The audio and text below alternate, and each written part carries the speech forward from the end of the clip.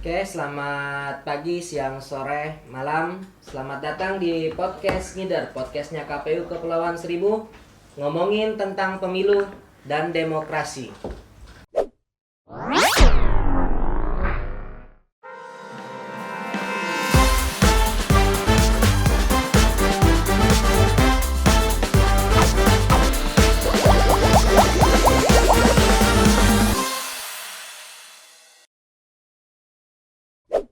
Bersama saya, Rokib Andini, kita akan berbincang-bincang dengan narasumber yang kompeten dan berpengalaman.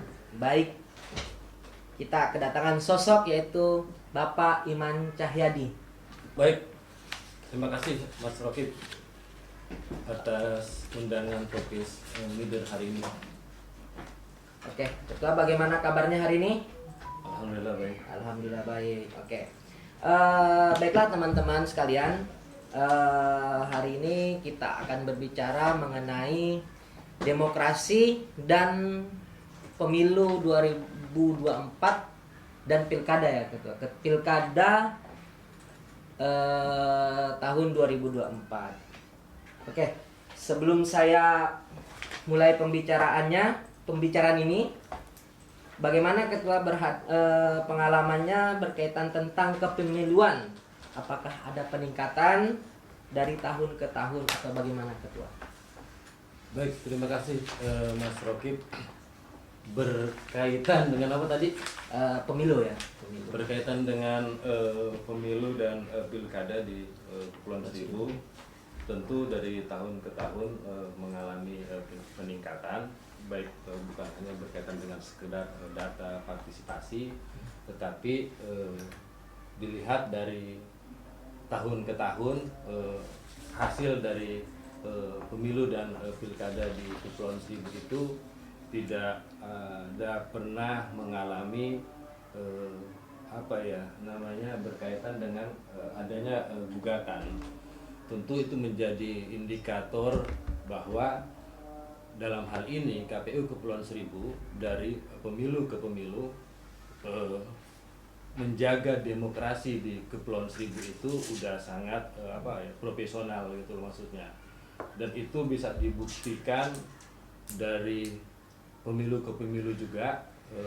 Dari sebelum saya jadi komisioner pun tidak ada perihal permasalahan adanya berkaitan dengan aksi atau demo dari masyarakat Pulau Seribu yang tidak senang ya berkaitan dengan penyelenggaraan pemilu di Pulau Seribu yang menjadi tanggung jawab KPU Pulau Seribu.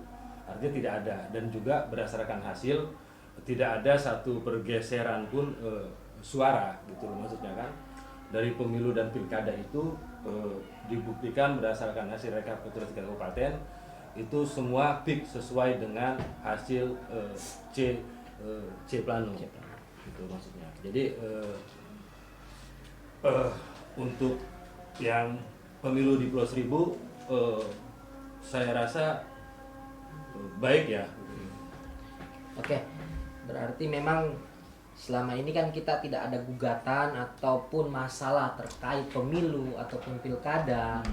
Ya, jadi bagaimana Ketua kesan dan pesannya selama perhelatan penyelenggaraan pemilu dan pilkada ini? Apakah ada hal yang membekas atau pengalaman yang wah ini yang mungkin di daerah lain nih nggak ada nih pengalaman ini gitu? Mulai dari tahapan verifikasi mungkin ya, verifikasi partai politik, verifikasi pasangan calon gubernur atau wakil gubernur gitu kan. Bagaimana Ketua? Oke ya. Berkaitan dengan pengalaman sih sebenarnya saya secara pribadi yang langsung bersentuhan dengan pemilu itu, nah di pemilu yang ini gitu maksudnya. Karena sebelumnya saya tidak mempunyai pengalaman di aktif di kepemiluan. Nah ini yang menurut saya secara pribadi saya juga menarik di pengalaman pemilu dan pilkada di Pulau Seribu itu, karena secara geografis meskipun kita masuk wilayah Provinsi DKI Jakarta yang notabene kita sebelumnya menjadi ibu kota itu maksudnya, dan sekarang menjadi provinsi khusus, tetapi kita selama beberapa tahun itu pula kita statusnya Pulau Seribu itu sebenarnya menjadi bagian dari ibu kota kan. Nah, secara geografis Pulau Seribu ini unik ya, meskipun Pulau Seribu menjadi Kabupaten Kepulauan Seribu, dia kabupaten tersendiri, tetapi secara geografis dia terdiri dari 6 kelurahan dan 2 kecamatan dan 1 kabupaten Kepulauan Seribu. Nah, secara geografis di masing-masing 6 kelurahan itu berjarak jauh-jauh kan. Artinya secara kendala dalam penyelenggaraan perhelatan proses demokrasi pemilu di Pulau Seribu itu tentu mengalami kendala tersendiri, ya kan, mengalami kendala sendiri. Karena apa? Karena secara geografis berbeda. Kenapa punya kendala? Karena proses pemilu itu nggak ujuk-ujuk kita ngasih informasi ke masyarakat, dia datang ke TPS. Artinya proses pemilu itu dilakukan 2 tahun sebelumnya, proses tahapan itu, dari proses verifikasi partai, verifikasi pemilih, sosialisasi, dan itu panjang gitu prosesnya. Artinya di seluruh tahapan itu punya kesan tersendiri. Contohnya kita memverifikasi partai politik seandainya. Nah, partai politik itu kan di pemilu ini kurang lebih ada 23 apa 20 berapa ya partai politik yang ikut sekarang. Nah, itu semuanya hampir ada di Pulau Seribu, ya kan gitu. Ya berarti kita memverifikasi faktual itu, keberadaan kantornya, terus anggotanya, pengurusnya, itu satu-satu kita verifikasi langsung ke door to door ke masing-masing partai itu sendiri, tentu lagi kan. Artinya punya ini sendiri. Bahkan ada yang salah satu beberapa partai yang didaftarin masuk ke pengurusan di KPU sebagai dia pengurus partai politik, tetapi ketika kita konfirmasi, kita klarifikasi ke yang bersangkutan itu, ternyata dia sebenarnya nggak tahu menahu bahwa namanya dia dimasukin ke pengurus partai politik. Dan itu juga menjadi bukan kendala sih, menjadi menjadi cerita lah gitu, menjadi cerita tentang di KPU Seribu. Nah, menyangkut berkaitan dengan kendala secara teknik sih sebenarnya yang paling kita mengalami kendala kesulitan itu menyangkut yang waktu saat pemilu itu distribusi logistik, ya kan? Karena distribusi logistik itu dipesan itu logistik pemilu itu kan nggak cuma hanya paku terus kertas suara terus dia toblos gitu, bukan kan, tapi banyak sekali gitu kan. Logistik pemilu itu banyak sekali gitu, yang perlu dipersiapkan kan. Nah, ini persiapan untuk pengadaan distribusi logistik itu belum lagi kita sekitar 5 bulan atau 6 bulan itu kita udah penyediaan kebutuhan logistik kan. Artinya dari satu barang logistik itu kita harus kumpulkan di satu gudang. Setelah itu H-3, H-2 itu kita distribusikan ke masing-masing pulau. Tentu ini menjadi kendala tergantung dari yang geografis itu cuaca kan. Cuaca di laut itu kan sekarang nggak nentu ya gitu maksudnya kan. Dan lagi ada salah satu pulau kan yang begitu jauh jaraknya kan, di Pulau Sebira itu kalau kita dari Ancol, dari Muara Angke itu hampir 7 jam gitu kan, dan itu punya kendala sendiri gitu. Tapi alhamdulillah seluruh tahapan itu kemarin KPU Kepulauan Seribu itu untuk distribusi logistik itu semua tersalurkan, tidak ada kendala apapun gitu, maksud sesuai dengan kebutuhan masing-masing di seluruh pulau masing-masing gitu. Oke. Memang agak unik ya ketika kita berbicara tadi kan 2 poin ya yang mungkin disampaikan oleh ketua. Pertama tentang verifikasi faktual partai politik yang memang sekarang ya kita kendalanya kantor-kantor partai politik beda-beda pula ya ketua ya. Itu menjadi kendala juga. Akses untuk kesananya juga kan beda, susah juga. Dan nggak beda dengan ketika berbasis kepulauan ya, daerah-daerah lain gitu ya. Berbasis kepulauan mungkin ada satu pulau besar, mungkin kantor partai politiknya ada semua di situ kan. Kalau di Pulau Seribu memang ada keunikan sendiri karena kantornya ada yang di Pulau Kelapa, ada yang di Pulau Tidung, ada yang di Pulau Lancang, dan itu menyebar gitu. Makanya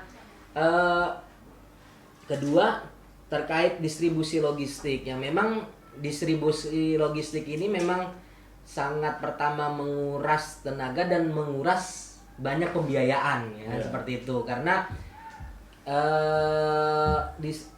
berbicara logistik ya memang nggak ada langsung di TPS langsung dari gudang ya prosesnya gitu ya dari gudang langsung ke Pulau Pramuka gitu kan makanya dan butuh memang pengawasan atau pengawalan atau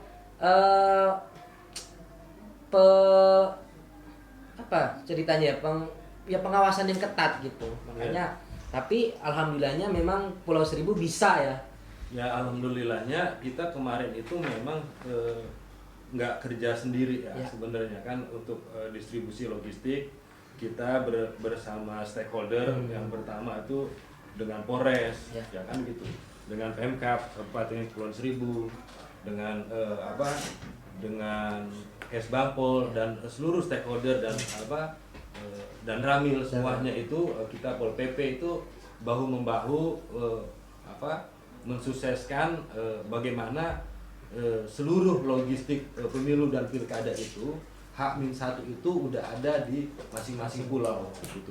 Dan juga termasuk teman-teman PPSU juga kemarin kita libati gitu loh maksudnya kan untuk sampai H-1 itu logistik ada di kelurahan masing-masing gitu. Memang berarti keterlibatan stakeholder dalam menyukseskan pemilu dan pilkada memang sangat membantu ya. Oh iya, itu penting gitu loh maksudnya. Itu penting.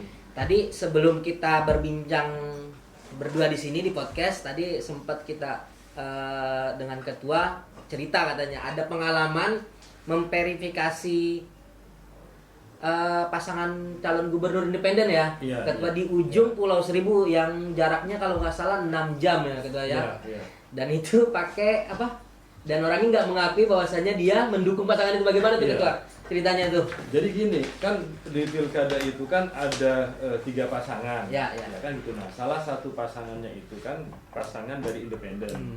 Nah pasangan independen itu dia bisa masuk dalam kategori sebagai pasangan calon kan itu melalui dukungan kan? Melalui dukungan itu berapa persen dari jumlah suara di Provinsi DKI Jakarta ya kan gitu. Nah meskipun kita nggak milih secara langsung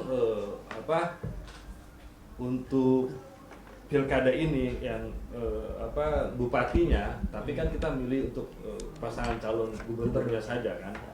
Nah, karena mekanismenya itu dia dari dukungan masyarakat DKI Jakarta.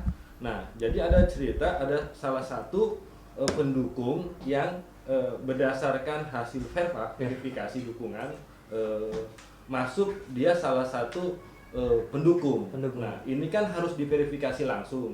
Nah ternyata dia ini salah satu warga di Pulau Sebira yang jauh gitu kan. Ujungnya Pulau Seribu ya. Tapi karena kewajiban kita harus memverifikasi secara langsung di tempat di rumahnya kita harus menanyakan apakah benar gitu kan.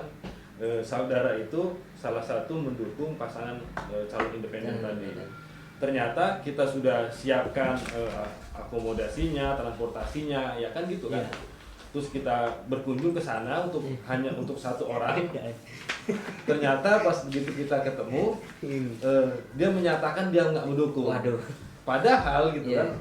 Sebelumnya dia sudah tahu waktu dihubungin itu maksud dan tujuannya ngapain karena yang si pendukung ini sebenarnya dia nggak berdomisili di Pulau Sebira, Aduh. tapi dia berKTP Sebira, Ya. tapi dia lagi kondisinya lagi ada di luar. Ya. Jadi tapi karena kita nggak bisa verifikasi itu di tempat dia kerja, harus di tempat yang bersangkutan secara langsung, maka kita coba untuk janjian untuk ketemu di rumahnya di Pulau Sebira. Ya kita dibantu sama pihak kelurahan untuk akomodasi kapal ya kalau nggak salah waktu itu, karena biaya anggaran kita untuk verifikasi itu nggak terlalu besar kan, karena dia itu waktu verifikator itu kalau nggak salah dia mengunjungin ke rumahnya itu biayanya cuma hanya 5.000. Sementara gitu loh kan, kalau kita mengunjungi dia satu orang itu ke Pulau Sebira itu lebih dari 500.000 gitu. Tapi ya karena kita penuh dengan tanggung jawab profesional kan, kita lakukan itu untuk memverifikasi. Ternyata alhamdulillah hasilnya mendukung. Ya makanya kalau teman-teman pemirsa tahu ya, kalau Pulau Sabira itu ujungnya Pulau Seribu. Iya. Nah, dia itu lebih dekat dari Lampung kalau nggak saya. Ya, kalau secara geografis. Secara geografis lebih dari Lampung hanya 2 jam, tapi dari Jakarta sekitar 7 jam. Iya. Makanya luar biasa. Pengalaman yang unik dan pengalaman yang sangat berkesan mungkin ya untuk memverifikasi satu orang harus ke sana dan ya seperti itulah. Oke, selanjutnya tadi kan kita udah bicara tentang logistik, verifikasi, tahapan pemilu, pilkada. Ketua sendiri melihat demokrasi di Pulau Seribu itu bagaimana? Demokrasi ya. Nah, berkaitan dengan demokrasi di Pulau Seribu itu ya sebenarnya meskipun kita tinggal di hamparan pantai ya, di pinggiran laut lah sebenarnya, tapi kan arus global ini kan sudah informasi begitu kuat ya kan, sekarang media sosial begitu kuat, secara kesadaran sebenarnya sama dengan masyarakat Jakarta gitu loh, maksudnya berkaitan dengan kalau pemilu itu bagian dari sarana demokrasi ya kan gitu kan, karena pemilu itu untuk memilih pasangan calon baik itu presiden, DPR, DPD dan DPRD itu kan secara langsung. Artinya pemilu itu menjadi apa ya? Menjadi sarana demokrasi yang paling utama karena dia yang proses itulah yang memilih pemimpin kan, baik itu perwakilan, baik itu tingkat DPR maupun tingkat DPRD itu mereka dikasih hak secara langsung kan artinya kan. Tetapi memang yang menjadi problem adalah pemilu itu kan bagian dari hak gitu kan. Dia mau gunakan atau dia mau tidak gunakan itu menjadi haknya dia. Nah, kita di KPU Pulau Seribu hanya sebatas sebagai penyelenggaraan. Itu cuma kita hanya sebagai proses sebagai IO-nya, kita KPU sebagai hanya IO-nya, ya kan gitu kan. Kita sesuai dengan tahapan yang ada, ya kan gitu, menyelenggarakan pemilu. Tetapi kita tidak bisa memaksakan warga gitu, maksudnya wajib memilih gitu, harus memilih gitu maksudnya. Kita cuma hanya menghimbau gitu, maksudnya mensosialisasikan pentingnya hak pilih gitu loh maksudnya kan. Tetapi yang tadi saya katakan bahwa pemilih itu hak gitu loh maksudnya, itu mungkin. Oke. Memang apa ya, bicara demokrasi di Pulau Seribu ya tadi kan Ketua juga sudah menyampaikan ya, berkat media sosial dan lain-lain ya mungkin sudah tersalurkan dengan baik ya Ketua ya. Berarti sejauh mana sih masyarakat Pulau Seribu itu ya Ketua mengikuti dan berpartisipasi dalam proses politik ini, khususnya di pilkada atau pemilu, sejauh mana? Apakah ada peningkatan atau ada penurunan dan lain-lain seperti itu? Baik, mungkin ini ya, kalau secara pribadi saya melihat kacamata sendiri ya, berkaitan dengan bagaimana masyarakat Pulau Seribu itu memotret antusias lah ya, antusias dari pemilu dan pilkada ya. Kalau saya melihat sih sebenarnya sama dengan pemilu-pemilu yang lain, pemilu-pemilu yang sebelumnya, karena pemilu ini sifatnya 5 tahunan gitu loh maksudnya kan. Dia tahu bahwa pemilu 5 tahunan itu akan memilih presiden dan wakil presiden, DPR dan DPRD, dan selanjutnya dia memilih gubernur dan wakil gubernur. Tetapi secara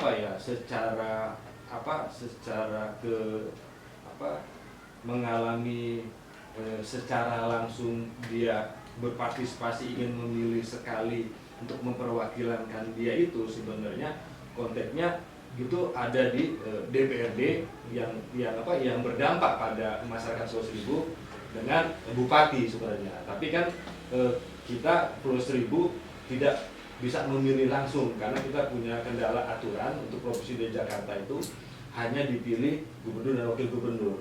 Nah, yang paling antusias itu dalam pemilu ke pemilu itu berkaitan dengan pemilihan DPRD, karena demokrasi itu bisa dilihat secara kasat mata di Pulau Seribu itu ada, karena apa? Indikatornya satu. Jadi banyak dari teman-teman orang pulau itu yang mencalonkan diri sebagai anggota DPRD.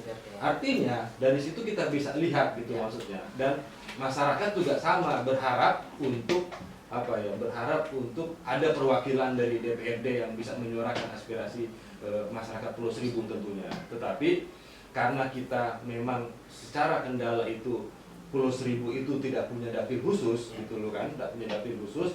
Kita jadi satukan untuk dapil dari Cikoding, kita jadi satu untuk dapil DPRD-nya itu Cilincing dan Kelapa Gading. Tentu ini menjadi kendala tersendiri, artinya gitu kan. Harapan untuk masyarakat untuk antusias memilih itu sih sebenarnya ada gitu loh maksudnya kan. Apalagi kalau seandainya Pulau Seribu itu punya perwakilan khusus gitu loh maksudnya. Punya dapil khusus ya, dia punya harapan gitu loh maksudnya. Kalau sejauh ini kan kalau hanya tingkatnya presiden dan DPR dan DPRD pun tidak punya harapan karena perwakilannya selalu kalah kan gitu maksudnya kan. Ya berarti dia merasa bahwa jangkauannya terlalu jauh gitu. Kecuali bupatinya bisa dipilih langsung gitu. Mereka merasa ya pemimpin dia itu bupati gitu. Gitu. Mungkin langkah yang diperlukan gitu agar demokrasi di Kepulauan Seribu khususnya itu bisa inklusif dan kuat. Bagaimana tuh cara meramunya kira-kira gitu ya. Dan harapan kita lah sebagai pejuang-pejuang demokrasi ini agar demokrasi di Pulau Seribu kuat. Nah ini yang menjadi kendala kita sebenarnya di KPU Kepulauan Seribu sebagai leading sektor ya maksudnya kan kepekaan masyarakat Pulau Seribu terhadap demokrasi kan. Salah satunya KPU lah ya sebagai penyelenggara ya. Nah ini kita menjadi kendala ya. Kita sekarang itu udah non tahapan, udah selesai pemilu dan pilkada. Yang harusnya kita melakukan evaluasi yang kemarin kendala-kendala itu yang sekarang kita coba evaluasi, kita benahi kan gitu kan, kita rumuskan, kita identifikasi ya kan gitu, seperti apa akan untuk pemilu yang berikutnya jangan sampai terjadi lagi. Tetapi alhamdulillah ini kita ada kendala karena karena ada efisiensi. Tentu meskipun kita melakukan non tahapan evaluasi, tentu kita butuh anggaran gitu kan. Karena secara geografis kan kita butuh transportasi, butuh akomodasi gitu maksudnya. Kalau sekarang ini kita kena efisiensi, maka untuk melakukan evaluasi dengan pakai media Zoom itu menurut saya kurang efektif gitu loh maksudnya kan. Tapi untuk secara demokrasi yang memang sebenarnya bisanya dia masuk ke ranah pendidikan formal ya kan. Jadi wacana kita juga seperti itu sebenarnya.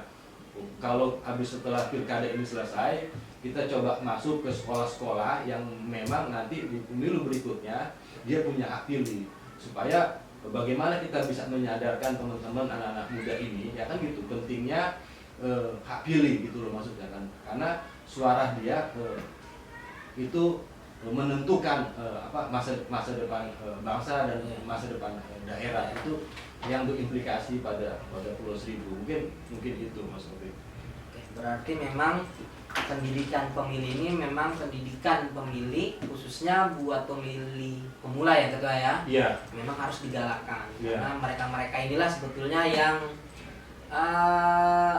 generasi emas mungkin ya Ketua ya, atau kalau ini mungkin lonjakannya gede lah, besar gitu ya, lonjakannya besar terhadap DPT di Kepulauan Seribu. Iya, secara angka pemilih pemula itu menentukan lah gitu kan, maka harus digiring suara yang angka besar ini supaya menghasilkan sesuatu yang secara hak pilih gitu maksudnya. Jangan sampai teman-teman anak muda ini orientasi ke memilih untuk pemilu itu yang dianggap sama dia tidak berdampak pada dirinya itu sehingga dia abai. Padahal itu sangat mempengaruhi gitu. Oke, terima kasih Ketua atas bincang-bincangnya hari ini. Untuk para pendengar, terima kasih sudah setia mendengarkan. Sampai jumpa di episode berikutnya.